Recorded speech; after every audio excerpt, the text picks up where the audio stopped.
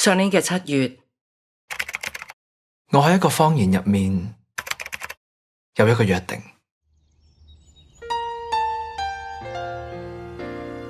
你有冇試過俾人呃？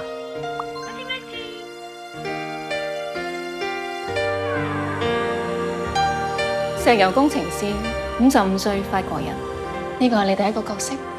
你信唔信？其實係我呃佢先嘅。鍾唔鍾意我送俾你嘅禮物啊？係法國嘅空氣。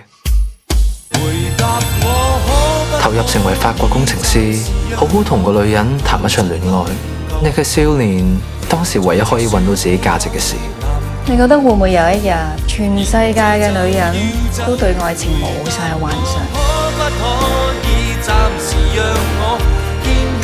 我返到屋企啦，即係好似你啱啱拍拖嘅時候，佢送到你返屋企，你唔夠膽瞓，直至你收到我返到屋企啦呢個短信，你明唔明啊？發現另一個人嘅快樂喺自己手中，少年忽然覺得佢自己其實並唔係廢物。當你有一日，你發覺你可以呃晒全世界，嗰一刻，可能你最想呃嗰個人，其實係你自己。你覺得係真咩？愛情，你信咪係真？乜你唔係嘅咩？